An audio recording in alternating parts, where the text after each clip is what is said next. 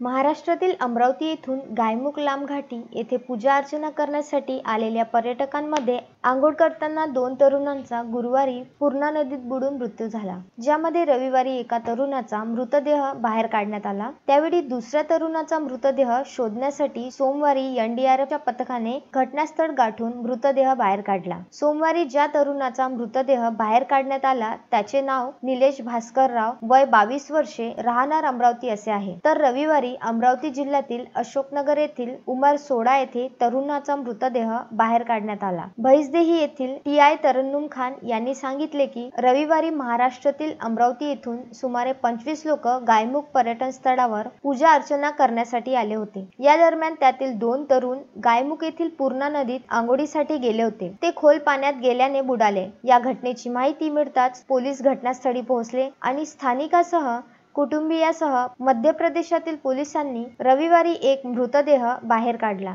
तर दुसरा मृतदेह खोलात अडकल्याने सापडला नाही, जे सोमवारी एनडीआरएफ टीमच्या मदतीने बाहेर काढण्यात आले आहे। दोन्ही मृतदेहाचे शवविच्छेदन करून नातेवाईकांच्या ताब्यात देण्यात आले आहे। मारुती पाटणकर, विदर्भ न्यूज, सुरनी।